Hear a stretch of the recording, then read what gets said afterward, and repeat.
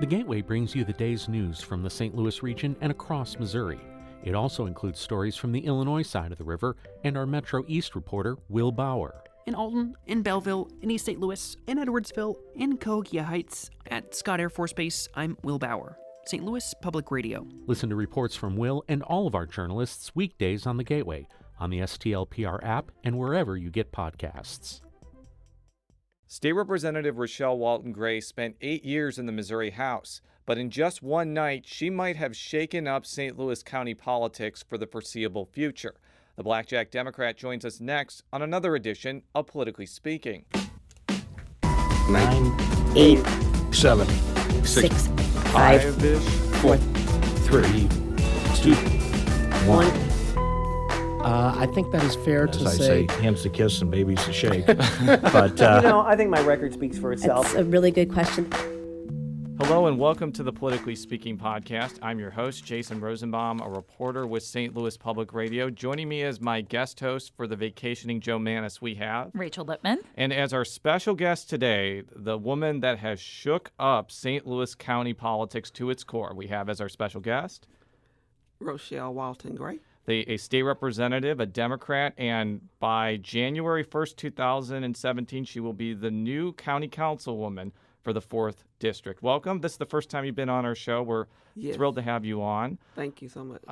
Just before we get into what I was talking about in the intro, we always let our first-time guests give us a sense of who they are, why they got into politics, and just their background. So just kind of give you a chance to explain to the people who you are. I'm Rochelle Walton Gray. I'm currently the state rep of the 75th District, which is located in North St. Louis, far North St. Louis County. I cover Blackjack, Jennings, Moline Acres, Dalewood, and unincorporated areas in between, and a small part of Ferguson. Right. You're one of, I think, 3 reps that have some part of Ferguson. Yes. So that'll probably explain why you were interested in what happened after Michael Brown's death. We'll talk about it in a minute. Mm-hmm. So you come from a politically active family. Your dad, Albert Walton, was in the State House for what, 12, 14, 16 years or something like that? Around 12 years. Yeah. Mm-hmm. He represented, I think, a district in St. Louis City. Is that correct? Correct. But your stepmother was in the House in your district from 2000 to 2008, and then you ran in 2008 to succeed her. I'm just kind of interested, like, how that family dynamic kind of got you interested in politics and what that was like growing up, seeing your father in office, basically. Yes.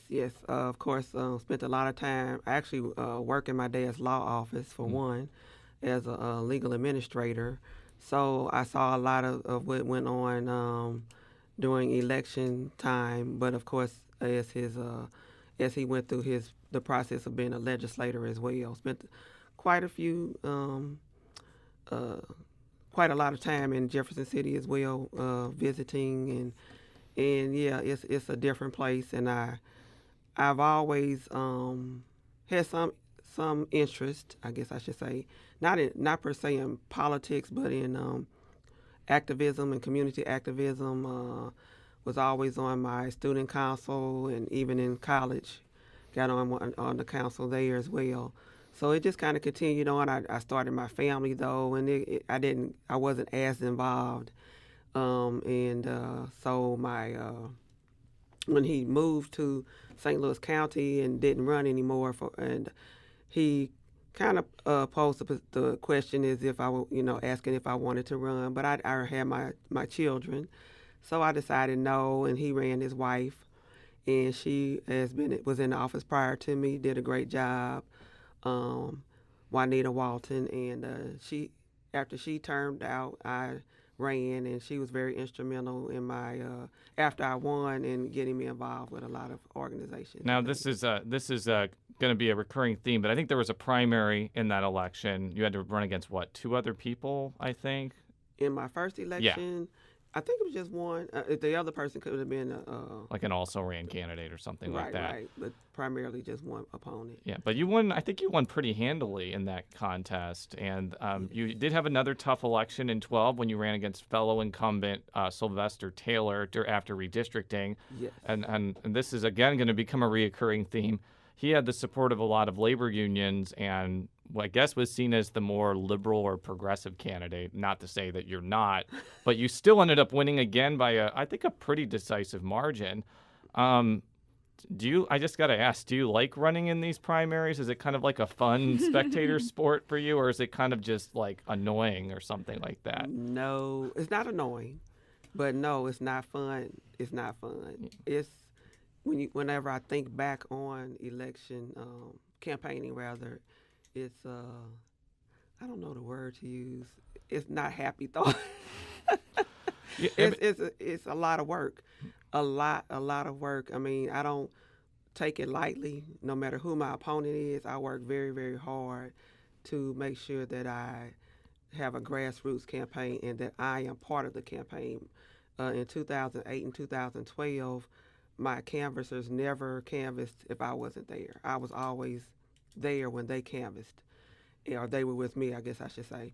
And were you outspent in 12? Like as far, I believe Taylor had more money than you. About $60,000 he had. Yeah. I usually average 20 to 30, depending on the time of year it is. Yeah, yeah.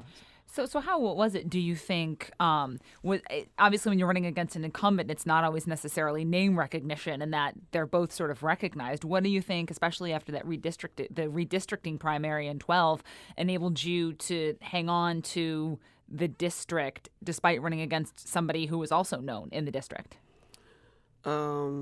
I believe he didn't actually live in the district, but his house was like across the street or something like that. But yeah, I think part of his district overlapped. It was a weird situation, but continue. Yes, and of course I forgot the first part. I mean, what is it that you point to kind of in your elections, both now for county council and then when you would win these primaries? What are some of the kind of the things you say and you emphasize that you think has kept your family's name in politics for this long? Well, to answer his question at first, no, he didn't live in the district. He would have had to move, and no, he didn't live across the street. Even he was quite a distance, maybe a couple of 2-3 miles from me, which is quite a bit when you're not when you're running for office. He didn't live in the district. Yeah. Not to get too in the weeds, but that happened a lot during redistricting, where Right. somebody could run in another district they didn't live in, as Right, long as right. part of it was in. I think there was actually a lawsuit that your father spearheaded it that decided that. That is a subject, though, for a whole nother podcast. But Right. continue. Okay, so I'll go back to, yes, running it for that race, he was considered an incumbent. We kind of split the district for the most part, 30-30, and then I had a little bit more of the 75th in that 81st district, my old district, within the new district. I, once again, my constituents pretty much from my original district, they know me pretty well, and they are very supportive. When they see me out, they're happy to see me. So I just kind of, like I said, I always focus on them. I don't emphasize my opponent. I rarely mention them. And I don't really, when I run, I kind of get the opposite sometimes.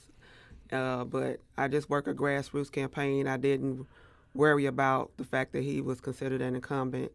I just did what I had to do to win. And yes, name recognition is always helpful. Yeah. It definitely. And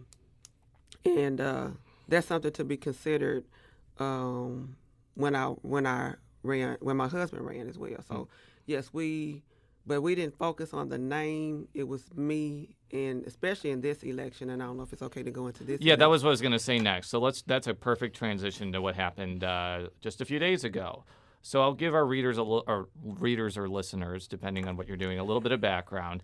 So Councilman Mike O'Mara has been in office for a long time. His father had, I think, been in the same seat, the 4th County Council District, which takes in, Florissant, Hazelwood, Spanish Lake, I think Blackjack in its entirety. So a lot of North County. And what has happened over the last 10 years, and please correct me if I'm wrong, is that district has gotten more and more African American as far as population. I believe it's well over 50%. But as is the case, say, in the 13th senatorial district, it's represented by a white person and a white person connected to organized labor. Now, in the 13th senatorial district, Gina Walsh is the state senator. Her situation's a little bit different. She ran in 2012 against Reddit Hudson, won pretty decisively. Didn't have an opponent this time around. I think, and maybe you could correct me if I'm wrong, I think has tried to have a relationship with politicians in North County.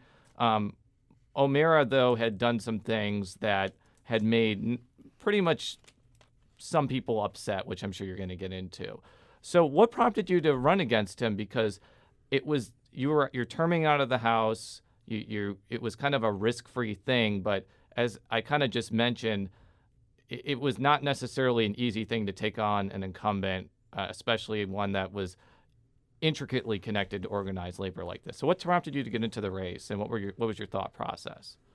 My thought process primarily began with the fact that I knew I would be termed out. I thought about this a couple of years ago, actually. When you're an elected official and you really like what you do, you just don't want to stop. I know in 2 more years I will not be an elected official. And if you are in it for positive and good reasons, you want to stay in it and you want to still be able to help people, and you try to figure out what can you do to stay in politics. And I was trying to think of, when you're a state rep, it's kind of hard to figure out where to go. And but for example, why didn't you run for the state senate instead of the county council? Well, money. I knew that running for state senate would be even more difficult as far as not having the funds. Gina Walsh had raised a lot already, and in her had a lot of money in her coffers already because she had ran prior to that, and then I'm sure she was accumulating because she thought she knew that she would have to run again, and so it's primarily money, and then you kind of go ahead and go along with protocol, and your senator's there, and you go along with protocol, and you say, well, I'll just wait, until if I want to run for Senate, I'll wait until she terms out, since we have term limits. So you kind of go along with protocol.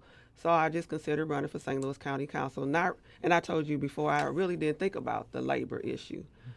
Of course, I knew he was a labor person. I didn't know he was an entrenched labor member or in his family. I wasn't aware of those things. Yeah, because I just want to emphasize to our listeners, you have compiled a fairly favorable record in the legislature when it comes to organized labor. You voted against right to work. You voted against quote-unquote paycheck protection or deception, or however you want to describe it. Your husband, Alan Gray, who, by the way, happens to be in the studio with us, is a former member of a labor union. So this is not a situation where it was like an anti-labor person running against a labor person. Is that correct? Definitely not. I am not anti-labor. Definitely for the worker, pro-worker, and middle income working families.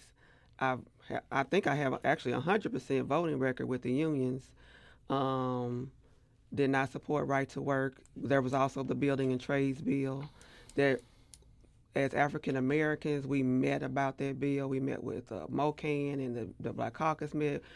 Because we knew, and I have to admit, the unions are not always good to African Americans, and I definitely considered voting for that bill, or assisting, I should say. I'm maybe not voting for it, but being a co-sponsor of that bill. But in consultation with my husband, he was actually at the meeting as well, and we decided, we want to support the unions if we can, and we hopefully we can get them to understand that they need to include African Americans more than they have been doing, and consider their needs, because they're the workers, their needs and their issues as well. So I'm actually going to play a clip from what you actually told me about 3 or 4 months ago, because I was asking you, basically there's been this split among African American politicians, some African American politicians in organized labor in St. Louis County since about 2014. There was a bill that came before the county council dealing with a percentage of work that would go to minorities and women.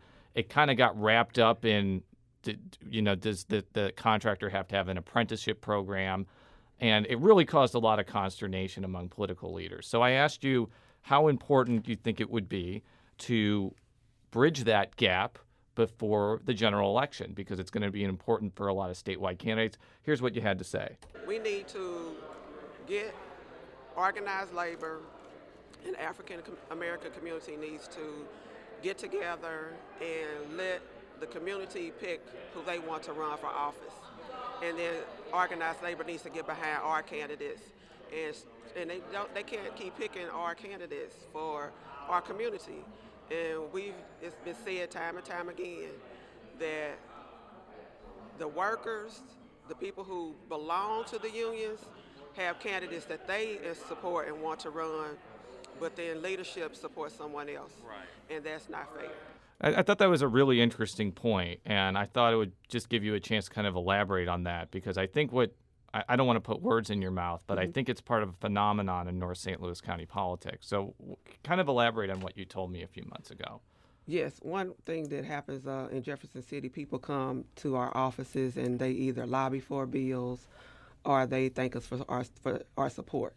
So quite often I get a lot of union members, and mostly some of them, for the most part, are African American. They send them up there, I guess, and it's probably because I'm African American. That's who they send to my office. That's probably what's happening, and they thank me for supporting the unions, and I have to tell them, well, I support you guys because it's the right thing to do, but your unions are not supporting me, and I'm not talking about money. They just don't support me, and they're surprised and shocked. And they say, well, I don't understand that. You've been good to us. Why don't they support you? I don't, that's another story, story for another time. But I don't know. And a couple of them even said to me, they need to stop doing that. We have people that we support and that support us, and they need to start letting us, meaning the union members, pick our candidates, not leadership. And I just have to agree. But I don't know, like I said, I didn't really understand the entrenchment until more recently. Even though I have been running against union people, it wasn't as harsh, I guess I should say, as this election. It's been bad, don't get me wrong. But I see now what they're talking about more so than then. But you have to let the community decide who they want to represent them. And that's what happens, of course, when the votes come in. That initially what happens, but they need to do that from the beginning. Was there a particular weakness that you saw? You talked a little bit about how you got to the process of running for county council, but was there something you saw either in the way that the county council district had changed since O'Mara took office in 2000, or just from what you had seen running for office in that area that led you to think you could do this? That there was what was the in that you saw that you thought you might be able to defeat O'Mara? I really didn't think about it that way. I just wanted to run, and I know that I'm a good candidate. I know I'm a good legislator, and I communicate well with the community. I'm always with them whenever they ask me to be somewhere. So I felt that I could run and win. Yes, the demographics played into my thought process. Not the demographics, but the racial makeup had changed, and I knew that would help me to win. But you also got a $25,000 donation from Senator Maria Chappelle-Nadal, which I think was really important because county council races don't require like hundreds of thousands of dollars for ads. They basically require that amount to do mailers. I saw that you paid a lot of volunteers, so you got boots on the ground essentially. So it seemed like when that happened, that was a big deal, even though O'Mara ended up getting like $100,000 from primarily labor unions. Right. Is that fair that was kind of a game changer for you? That's what caused me to make my final decision. Although I had every other reason to run, I didn't have the funds. And it didn't make sense to run without the money that you need for just those basic things that you mentioned. So most definitely. So when she gave me push, and she said, I want to see you as an African American woman win this election, and I want to donate to you. That's what helped. Obviously, Senator Chappelle Nadal did not beat Lacey Clay. Lacey Clay won pretty decisively, but I think she did donate to a bunch of candidates, and Rachel, you can kind of back me up on this, who ended up winning. So her legacy of that race, while she personally lost, will have consequences as we kind of met. This may kind of take this in a direction where not quite ready to go yet, but we've been talking about sort of Maria Chappelle Nadal's contributions to the city races. And what do you see as opportunities for cooperation between the city and the county now that Stanger, where there is a little bit more animosity between Steve Stanger and Mayor Slay than there was between Charlie Dooley and Mayor Slay? What are the opportunities now that Stanger has to, work with the council to maybe for greater cooperation? What are the opportunities there?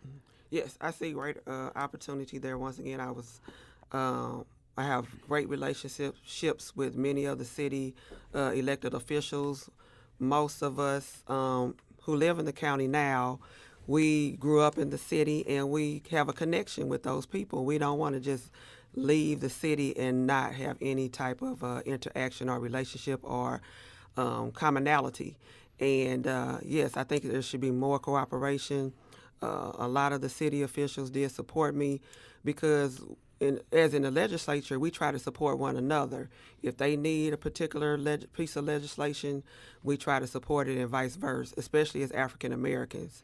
We really need to work together on what issues we have common ground on. So I see that as being good. So to not bury the lead any further, you defeated Mike O'Meara, I believe, 61% to 39%. Your husband also won his race by a pretty wide margin. Mm-hmm.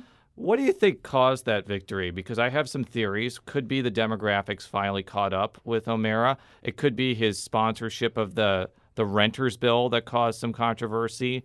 Could just be that, sometimes when someone's in there for a while and a viable challenger goes up against them, people vote for change. Those are some of my theories. What do you think was behind your victory? I really was surprised about the margin. I did not expect that. So I don't know. But although he had been there for so long, 16 years, I think it was. Yep, 16. People just didn't know who he was. He just did not have that connection. Maybe where he lived, I guess they knew him more so or had a better connection. One of the state reps said he was a good county council person, but where I live in the district I represent, because like you said, there was redistricting, so I used to represent another area. So if you add that to what I have now, I represented probably half of their district at a time.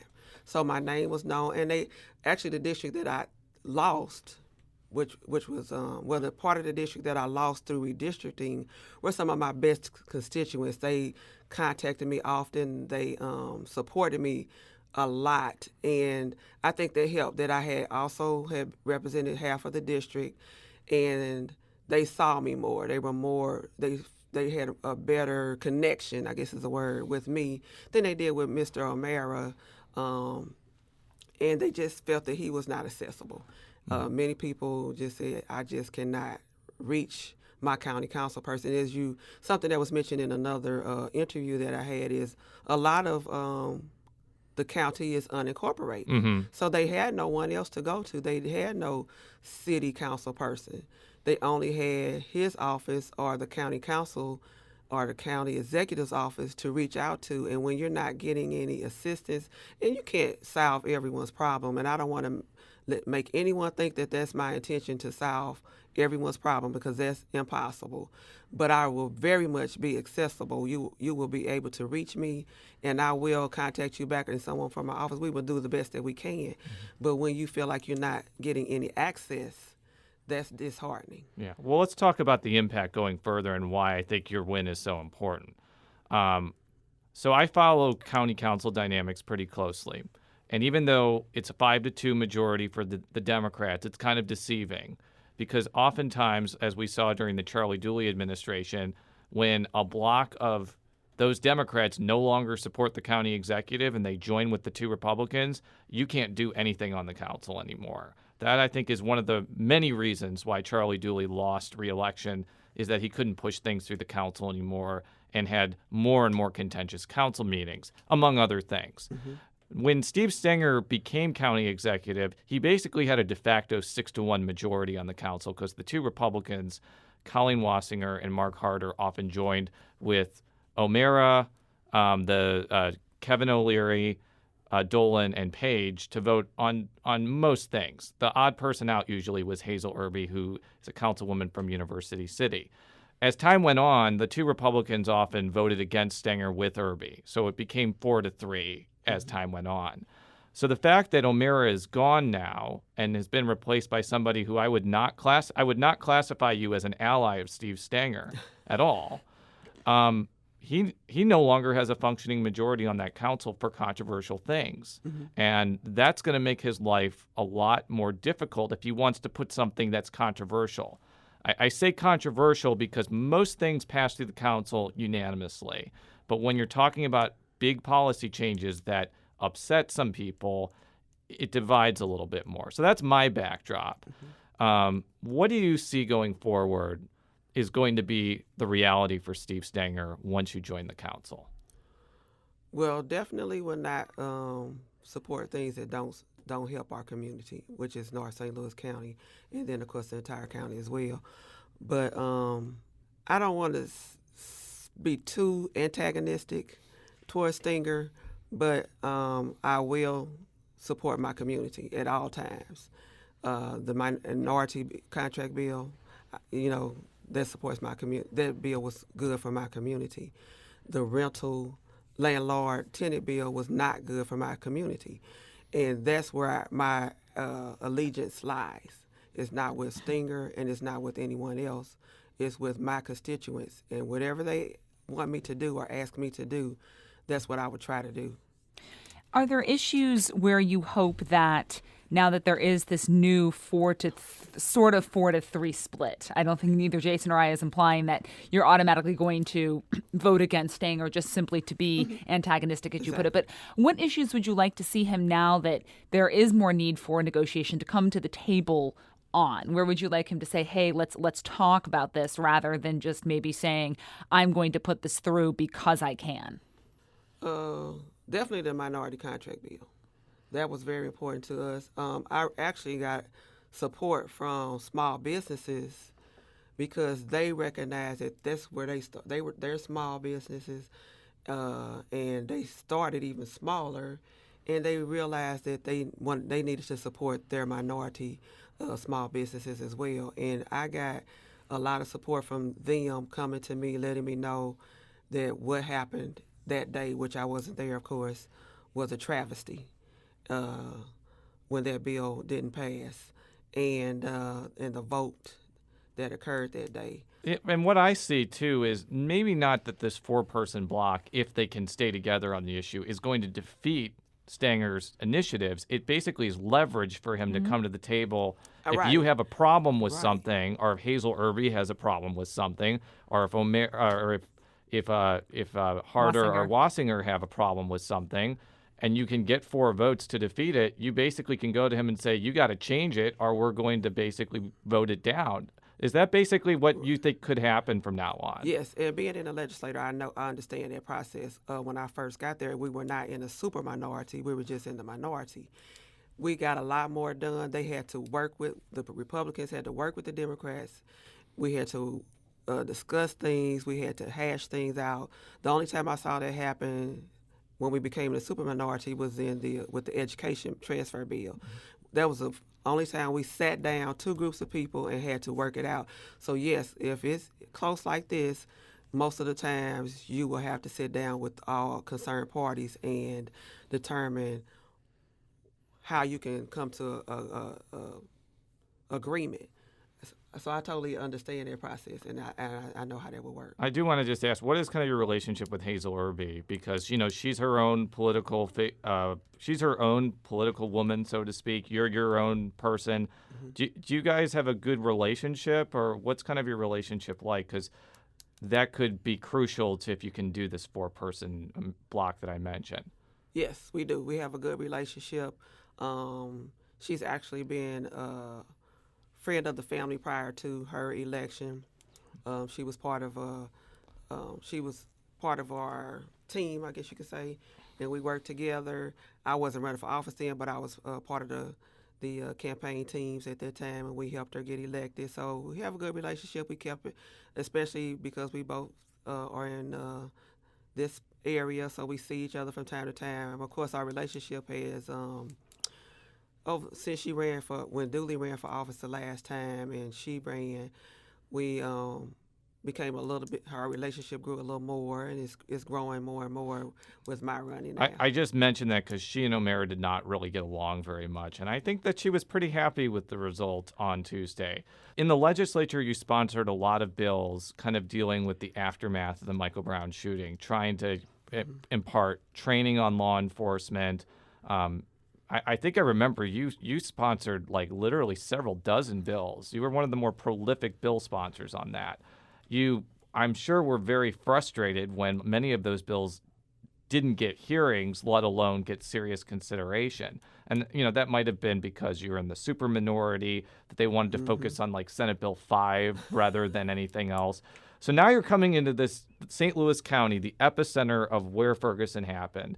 And I don't know if there really has been a lot of policy making on that level about how to move forward after Michael Brown's shooting death. With your expertise in the legislature and your experience and the fact that you are going to be in a position where you're not outnumbered anymore, is that an issue that you think you'll dive pretty deeply into and try to effectuate policy change on a county level? Most definitely. Right, you were right. It was difficult to do anything for various reasons, and we won't go into all that, like you said. But I had a lot of bills that were not like anti-police bills or anti-law enforcement bills, but they were just legislation to try to heal our community and build better relationships and bridge the gap between law enforcement and our young people. And so there was some what I call community-based policing bills, just to get more police officers, foot patrol, and patrol the communities and get to know the people who live there. So, a lot of our police officers just don't live where they work, and I mean, good or bad, they should at least attempt while they are there to get to know the people that they have to protect. Had municipal court reform bills that was actually filed prior to the Michael Brown incident, having my knowledge of the issues that occur when people are getting traffic tickets and cannot pay their fines and having warrants issued. But from what I understand, you were skeptical of the final outcomes of those bills because they ended up, there was that dual cap that St. Louis County had 12.5%, the rest of the state had 20%, among other things. Is that correct? I was. I didn't appreciate the differential that was made on that cap because you don't punish everybody for what a few people did or a few, Cities did, yeah. Cities did.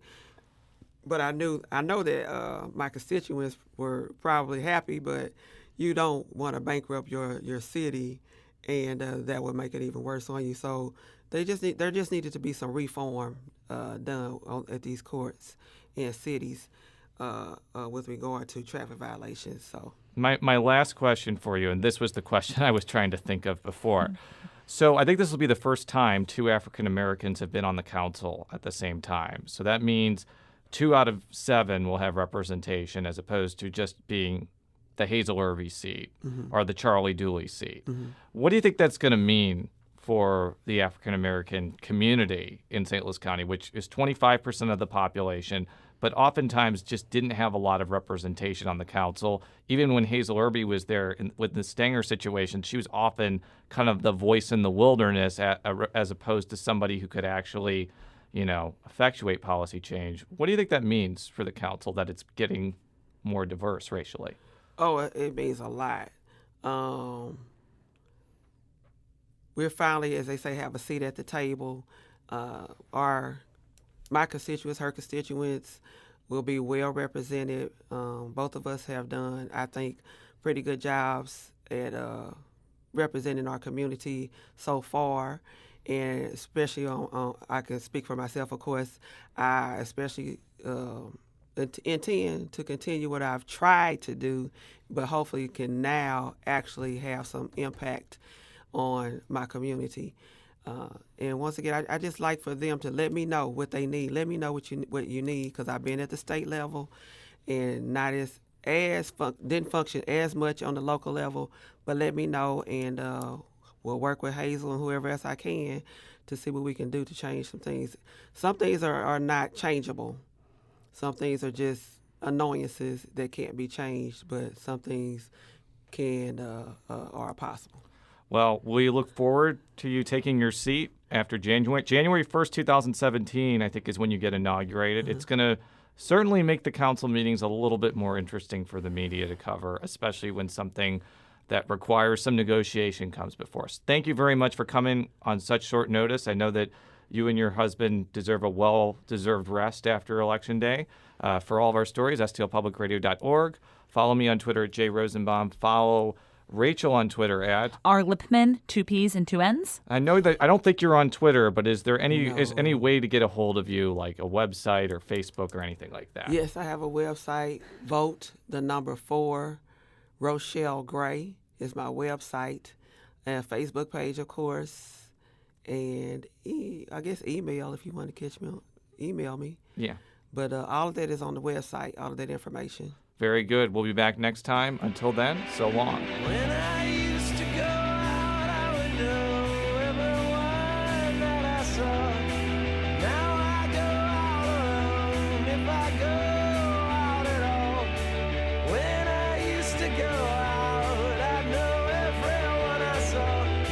Now I go out alone, if I go out at all. When I used to go out, I know everyone I saw. If you have a smart speaker, you have access to the entire world of NPR and St. Louis Public Radio. All the latest news and all the captivating stories. Activate our voices with yours by telling your smart speaker to play St. Louis Public Radio.